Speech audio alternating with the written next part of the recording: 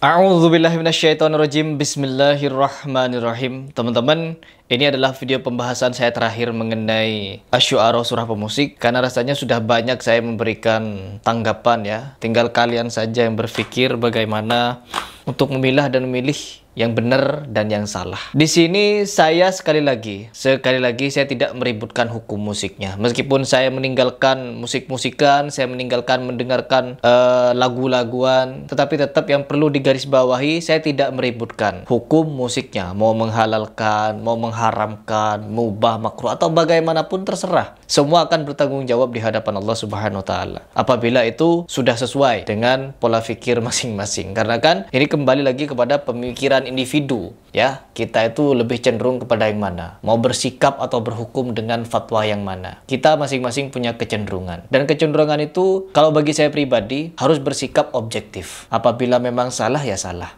apabila benar ya benar, apabila syubhat syubhat. Ya kalau kita melihat dari sisi subjektif, karena yang menyampaikan Ustadz Adi Hidayat, Ustadz Adi Hidayat itu sudah luar biasa loh, tidak bisa terbantahkan. Teman-teman, semua orang itu bisa salah, semua orang itu bisa keliru, semua orang itu bisa khilaf. Barangkali beliau khilaf, barangkali beliau lupa, barangkali beliau begini.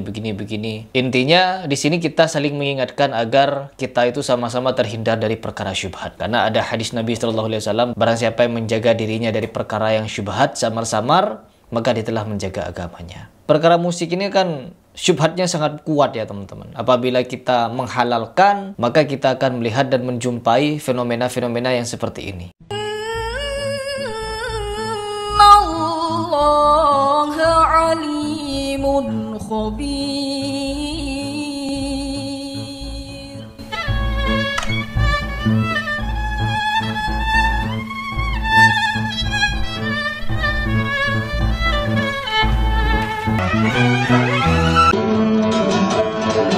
Ar-Rahman-Ar-Rahim Maliki yevmiddin İyyâke na'budu İyyâke nesta'in İhdinas sıratel.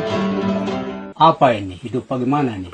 Jelas di situ mereka melantunkan ayat-ayat Al-Quran dengan musik. Apakah ini termasuk kriteria yang disampaikan oleh Ustadz Adi Hidayat, bahwa surah Asy-Syu'ara itu adalah surahnya para pemusik? Jadi pemusik-musik yang beriman melantunkan pujian-pujian kepada Allah, sanjungan-sanjungan kepada Nabi Muhammad dengan diiringi musik. Apakah Hasan bin Thabit dulu ketika ingin bersyair di samping Rasulullah memanggil sahabat, "Wahai sahabat, bawakan seruling, bawakan rebana, ayo tabuh, saya mau bersyair"? Apakah seperti itu dulu? Dalam Al-Quran juga ada para ahli musik, yaitu Asy-Syu'ara.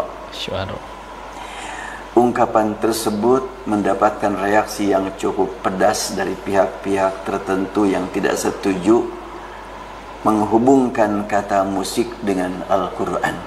Ya. Memang penyair dalam bahasa Arab sangat berbeda dengan penyair dalam bahasa Indonesia.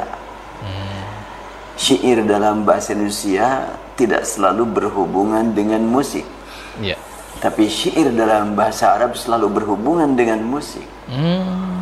Apa ini? Hidup bagaimana nih?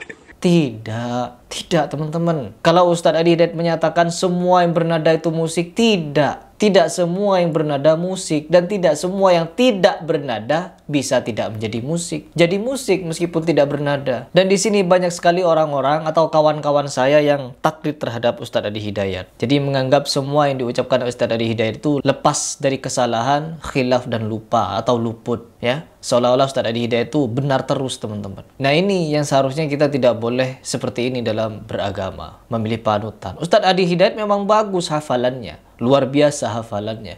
Namun hanya dengan hafalan kita tidak boleh taklid. Karena apa? Poin yang paling penting itu bukan hafalan, tapi pemahaman teman-teman. Sejauh mana memahami. Jangan terpukau dengan dia menghafal Quran, menghafal hadis banyak. Itu bukan ukuran kebenaran. Ukuran kebenaran adalah pemahaman dia. Apakah sesuai dengan pemahaman sahabat atau tidak? Apakah sesuai dengan Ahlus Sunnah wal Jamaah atau tidak? Orang kalau tidak belajar akidah yang benar, begitu lihat hafalannya, Masya Allah, luar biasa hafalannya. Jangankan hadisnya, sampai nomor hadisnya, sampai halamannya, bukan hanya halamannya, dia tahu di kiri atas, kiri bawah. Dia hafal sampai di situ. Jangan terpukau, jangan tertipu. Kalau dia tidak belajar akidah, dia akan tertipu. Lihat dulu pemahamannya seperti apa. Apakah pemahamannya sesuai dengan Ahlus Sunnah wal Jamaah? Subhanallah jamaah sekalian. Kalau orang tidak belajar, mudah sekali dia tertipu. Bahkan, bukan hanya itu. Dia sudah diingatkan. Pemahaman itu salah. Tapi karena dia memang tidak belajar, tidak paham akidah Ahlus Sunnah yang sebenarnya, masih dia tetap bertahan dalam kesalahan itu. Orang yang kamu jadikan guru itu nggak pantas. Dia menyimpang, dia sesat. Tapi karena dia tidak belajar, dia tidak ngerti. Mana yang menyimpang, mana yang benar, dia nggak paham. Dia tetap bertahan.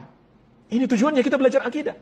Agar kita tahu mana Ahlus Sunnah, mana golongan yang menyimpang. Ya kalau mau berbicara bahasa Arab ya, sejauh mana Ustadz Adi memahami bahasa Arab? Bukan cuma Ustadz Adi teman-teman yang paham bahasa Arab. Ada salah satu Ustadz namanya Ustadz Dr. Muammar Ma'ruf. Beliau itu sudah belajar Al-Quran, tata bahasa Arab, mendalami ilmu-ilmu Quran sudah dari tahun 1999 sampai hari ini. Sudah 25 tahun beliau berkecimpung di dunia sastra bahasa Arab dan Quran. Tetapi beliau tidak sepakat dengan pernyataan Uwah. Bukan cuma Uwah yang paham bahasa Arab, teman-teman. Banyak. Saya juga sudah nonton. Jadi di bagian ini, jangan taklid. Ya, jangan taklid. Kenapa saya masih ingin membahas masalah Asy'ariyah ini? Karena sampai hari ini masih ada gerakan-gerakan yang membela Ustadz Adi Hidayat. Sudah seperti ormas-ormas sebelah katanya. Kata Ketua Fatwa Tarjih Muhammadiyah, yaitu Ustadz Zulkarnain El-Maduri. Jangan. Muhammadiyah ini dibangun dengan ilmu. Kalau memang ada yang harus didialogkan, ya harus diadakan dialog secara ilmiah, baik antara Ustadz Adi Hidayat dengan Ustadz Salafi. Tetapi paling penting di sini kalau Ustadz Adi Hidayat menganggap bahwa Ustadz Muflih Safitra itu tidak sepadan dengan dirinya, ada Ustadz Dr. Firanda Andirja yang kebetulan beliau juga membantah pernyataan tersebut. Bahkan jauh-jauh hari sebelum Ustadz Muflih Safitra. Seperti ini videonya. Dari sini kita dapati bahwasanya ketika ada orang pura-pura tidak tahu, kemudian mencoba menyamakan hukum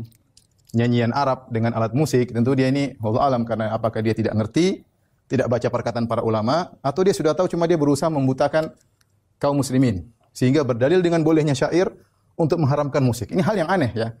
Karena ini dua hal yang berbeda, para ulama bedakan. Para ulama bedakan. Bagaimana kita mengharamkan syair? Syair boleh jelas. Kemudian ada Hasan bin Sabit radhiyallahu anhu yang penyair Rasulullah SAW. Tidak mungkin kita bilang syair musik. Musik istilah.